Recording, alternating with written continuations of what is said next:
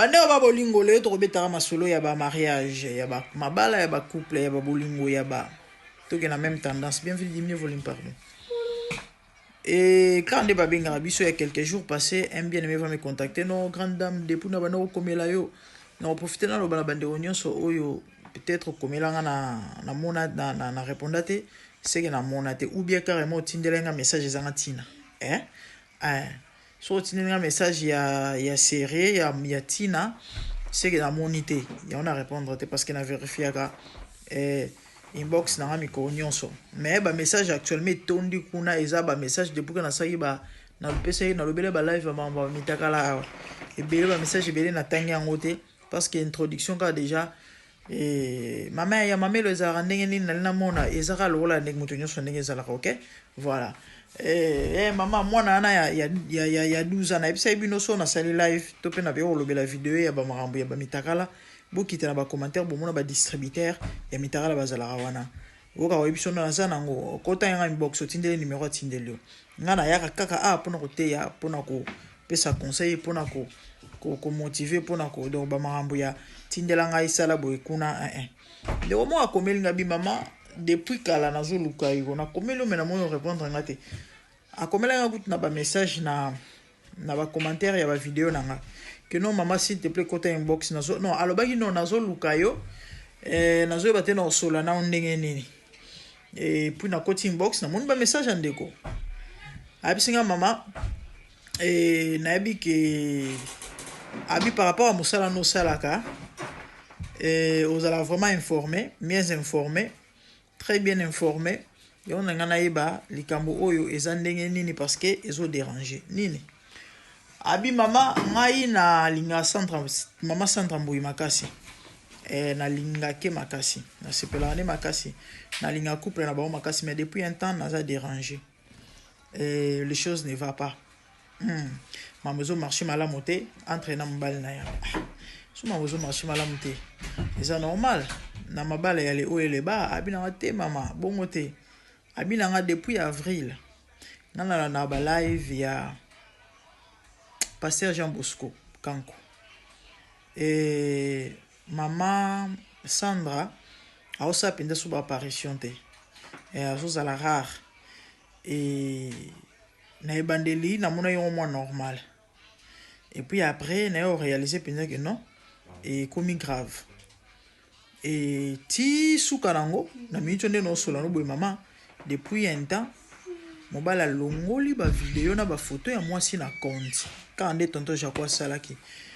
na pena lobi tika boye so comme on la photo na ba vidéo c'est comme grave comme sérieux abi maman effectivement comme grave comme sérieux abi maman wana karaté déjà boy na décembre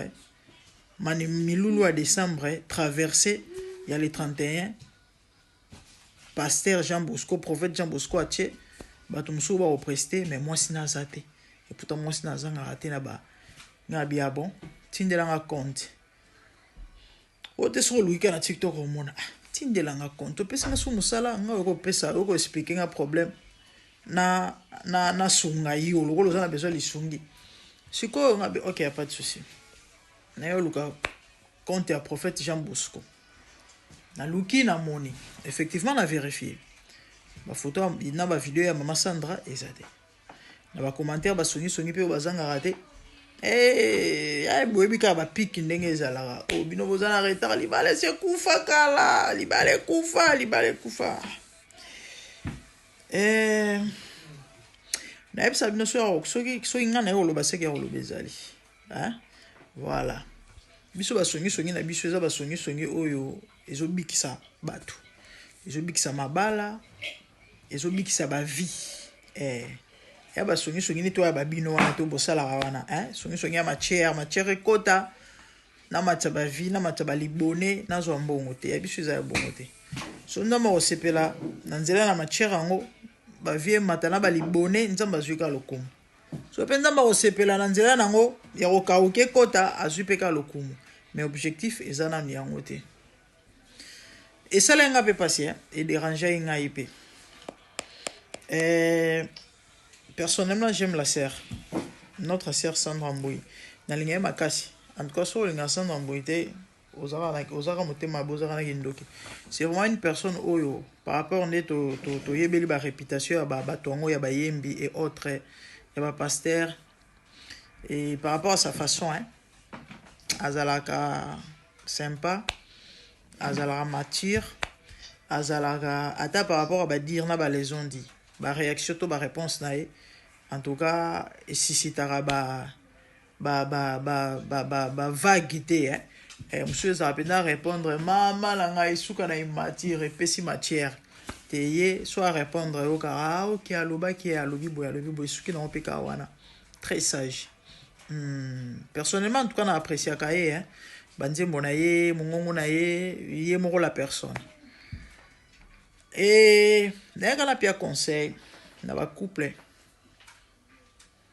surtout chrétienne couple ya Maman Sandra Mboui personnellement na ebilo ba welité mais comme on a bilembo par rapport ba sango tozui na constate au sali na auto remarqué na ba réplique ya batou et c'est clair que ma tante cause à la quelque part. J'ai vu des couples divorcer légalement mais se réunir encore après des années. Na pesi maman prudence mose ngombote et wana maman na ngai après 8 ans ya divorce mobala kenda bazonga na babalana ezalaka et là il faut batubayeba surtout les chrétiens vous devez savoir ils ont le mot au diable a combataka makasi koleka progéniture ils ont le mot au diable a combataka makasi koleka libala. Ils ont le mot au diable à combataka kolika union ya mwasi na mobali surtout ceux qui couple wana ils ont bénédiction pour na bato ils ont inspiré bato parce que couple na bango et pamboli bato belé na lobité que ba parfait partout ma bezalaka et imaginez de combali wana zo regretter parce que ye Sandra azala préféré na ye couple na bango alingaka yango donc esale pasi komona ke baza asute bakabwana mama ça me dérange papa Jean Bosco na Maman Sandra na ebi elo boilité mais boaba na nzambe et place union sur problème ezalaka toyebi ke yeso za solution c'est vrai na bandenge mo be divorce cause la solution mais na bonzambe to surmontera toujours. Ici, je ne dis pas qu'il faut être hypocrite. Attention, les aussi mbaté bo vanaka pour bo sepetsa batno, je ne dis pas ça. Mais des fois, baroka bona misusu. Eza na ngoka parce que batu balukai na bango bongisa te. Eza te parce que zaki solution ya suka non. Nzamba pamboli bino. Nzamba sai bino ngolu. Na ndenga salela bino, apesi bino bana kitoko. Je crois que c'était l'année passée. Tout 2 ans passés. Oh, Maman Sandra kuta ko bota 2 ans passés oh batu balobaki ake manja batiki bébé quelque temps après la moni bébé on otambola je crois mon vidéo mon réseau sociaux mwana on kitoko na lobi oh bébé bien na kangela ta mwana nga boy mwana wa ma président de la république un jour tozai na baninga moto banjo seka na mwana kitoko encore bana baluba botanda otakataka siko likambongo na ebité nini oya e panza bino ka boy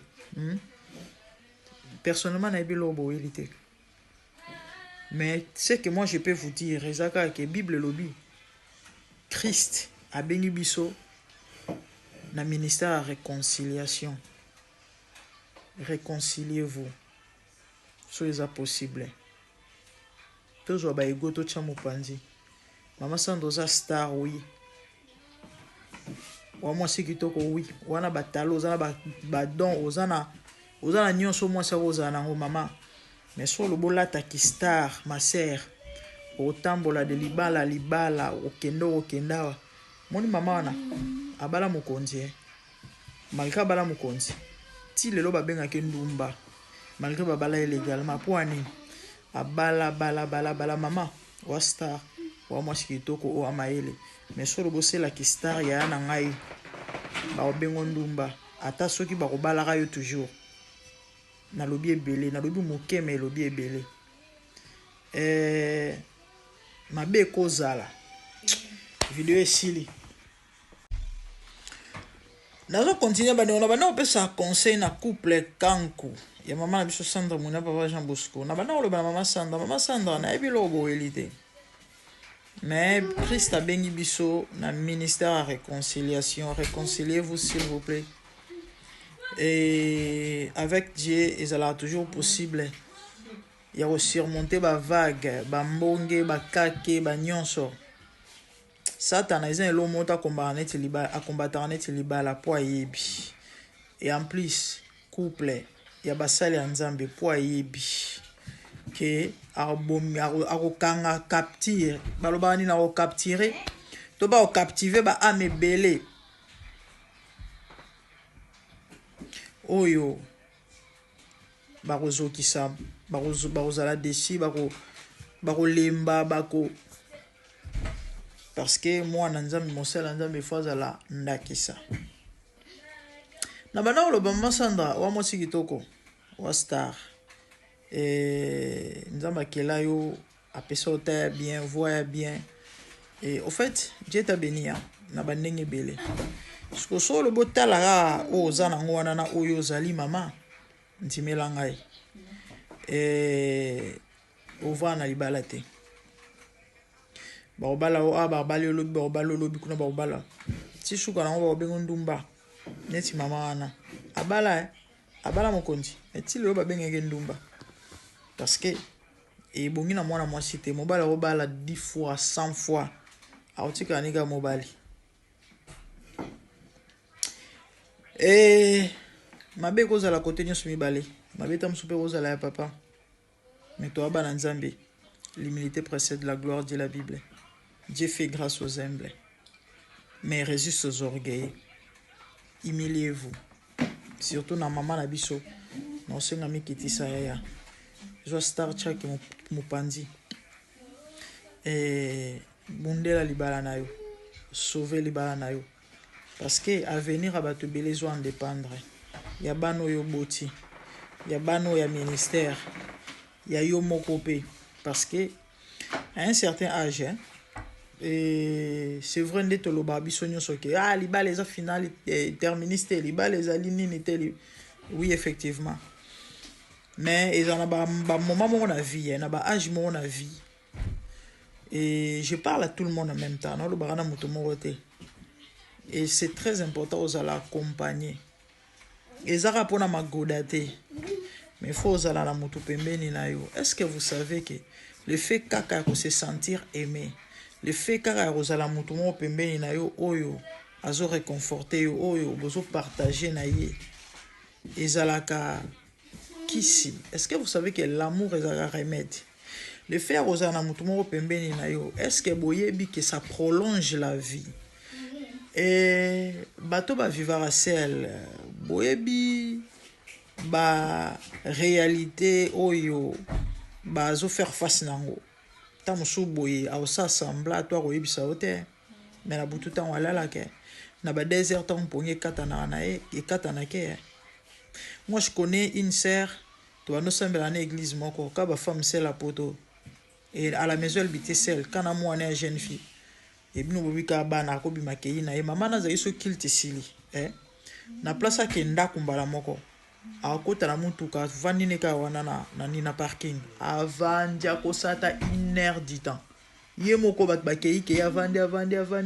non moni so kilte sili batu bazala na nwana ko bozo solola ye patelemi wana bo sololi apa koti na mutuka okazo tala avandi mama na pendant que je vous parle akufa akufa kaba morsi bito ba krizo abano tonga ndako na Congo ndako munene ndako tikala akenda ba souci yaya nzamba azoba te aloba que il n'est pas bon que l'homme soit seul et ça ka moi cité mobilité même na moi si mon le faire aux accompagner et ils en a avantage belé.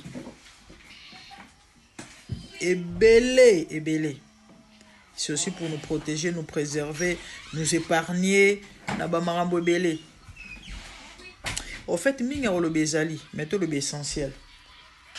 na profiter na bana ba couple o bozana matata divorce ezala option ya suka mais nazo souhaiter ngo pété parce que divorce ezala malamu te surtout bana nde bato bapeya bapokase solution ezalaka toujours essayer ya kobongisa ya kosolola yana bacouple ebele so bakabwana ezaka mpo bamekaka kobongisa te ololendo après tout si ana mwasi na mobali nde namona ndeko mo mobali moso tuna mwasi bien est-ce otalanga bien mwasi bouti ne bana 4 atalo bien na ndenge nini bouti bana 4 bovani pendant combien d'années autourner sur atala ko bien en fait c'est ça et réconciliez-vous s'il vous plaît tokomi na suka mbula potoko tambula sika tokenda baveye tosala ba déclaration tolobaka bamakambo mais balolenge na biso ba comportement babizaleli soki échanger te la famille puis na puis eloko malongi esalema nango te tokozonga na biso wana potopoto tokovivre ka bameme réalité yango bomoni bato ebele jeune après jeune prière après prière année après année na 2023 alobaki adéclaré akangi alie adelie akati abwaki atie baofrande atongi bahotel tokoti 2024 na ndenge bandi na ndenge soki kaka ndenge wana namoni mama oti kofinga baprofete nakotiela bino video wana na video mosusu nakosala nameka komeka koteya bato oyo bazwaka prophétie nayebi te soki magie ke ntango elobami ifo ekokisama automatiquement mama nalobi baprofete nyonso oyo balobaki mbula oyo so mpe na kobala so mpe na kosala nini soki abibi bembe na bino en fait c'est ça okanga baprofete bato ya lokuta ofinga okanga nzambe moto ya lokuta parce que yo ozoyeba te ke yo mpe faut changer bamama mosusu avant échanger na vie na yo beaucoup ne savent pas ça surtout les chrétiens ebele bayebaka te qu'il y a de ces choses là pour échanger faut changer. Beaucoup ne savent pas qu'il y a de ces prophéties là pour ekokisama il faut yo ozwa attitude moko boy to pe il faut changer et bayebite bango bayebika son temps balo bayina kobala c'est que automatiquement na kobala kindumbo yo ozosala okansi libale oya ndenge wana bayebisaki yo te que son temps apesi yo prophétie to prophète ayebiso ke non mama ndamba opambolo na libala kitoko ke faut tika na mobala bato bimaka na ye wana oyebaki te oyeba mbona te po ya kofinga baprofete c'est ça donc bandeko to bongisa to changer bizaleli to se réconcilier to luka solution place bat bazali problème ezanga raté osali 6 mois boyo na raté mais bo mwasi na mobile faut trouver ça normal une année boloba na raté ou à côté ou abimi et vous en plus vous avez des enfants ezamala monter s'il vous plaît et to se réconcilier l'amour et pardonnaka l'amour et supportaka moninga amour et excusaka elukaka intérêt nango te bible ezolobe mais elukaka intérêt commune et donc c'est ça vraiment minga olobe ezali mais tolobe essentiel et napesi conseil et na bacouple na couple ya mama Sandra na papa Jean Bosco vraiment toyebi te soki eloko nini boyeli toza mpe na posa toyeba te parce que eza makambo partout na bacouple tout baproblème ezalaka mais neti boya bato oyo mokili mombeyebi mombe tia miso bato balobelaka en tout cas toza na intérêt ya koloba parce que déjà mokili ebandi koloba donc monde ekoganga c'est ça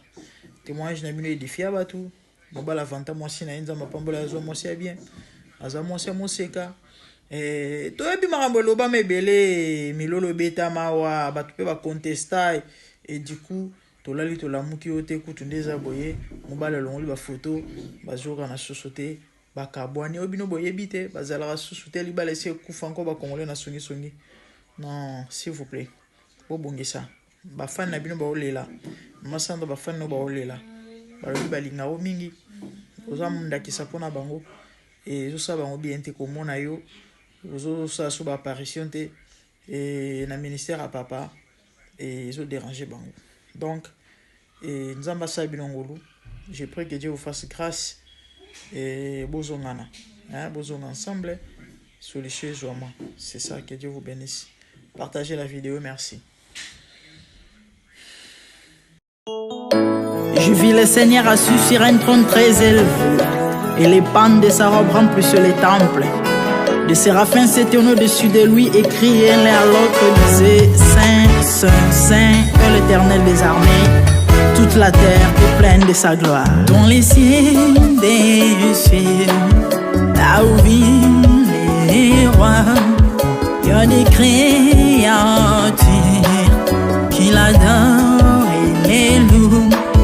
Dans les lieux célestes, là où règne mon roi, il y a des anges qui chantent jour et nuit en sa gloire. Les 24 vieillards et les 4 êtres vivants, ensemble avec les anges, chantent en son air. Ils ont réussi l'ordre d'adorer les rois, car il est l'unique, le seul vrai Dieu. Seigneur, reçois favorablement les paroles de ma bouche, car les portes furent ébranlées dans leur fondement par la voix qui retentissait, et la maison s'était remplie de fumée. Glorifie-toi. Dans les cieux, sur la terre, même sous la terre, tout est l'âme confesse que Jésus est Seigneur, car il est élevé au-dessus de toutes choses, et son nom est au-dessus de tout nom. Jésus, je m'avance devant toi, oh mon Dieu, mon roi, unissant ma voix avec ceux des anges, en jetant un courant et des coups pleins de parfums odoriférants, nous rendons plein rêve.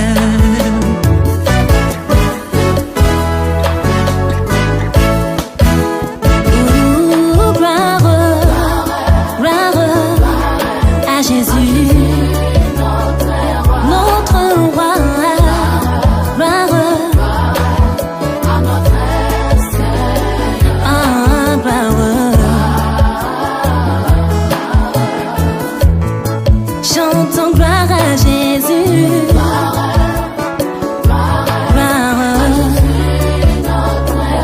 Notre Seigneur.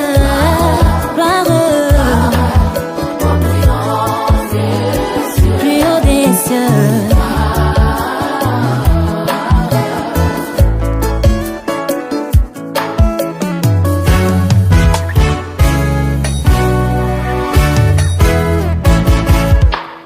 Il est beau d'annoncer les matins ta bonté. Voici mon sacrifice, la louange de ma bouche, les fruits de mes lèvres qui confessent ton nom en poussant des cris, car tes œuvres sont grandes. Bienvenue jour dans ta face, que mille ailleurs, car tu es mon soleil, mon bouclier, ma tour forte. Tu me donnes la force du bif, tu m'arroses d'une huile fraîche. On est se plaît à contempler mes ennemis grâce à toi.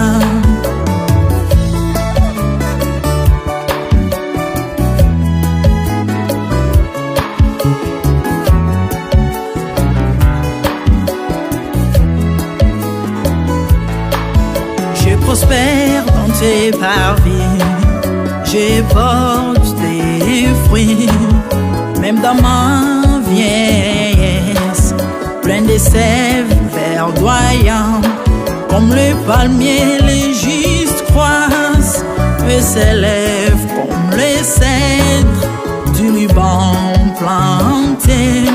dans les jardins de Dieu. Dieu des vengeances s'élève pour venger mes ennemis. Il mettra la fin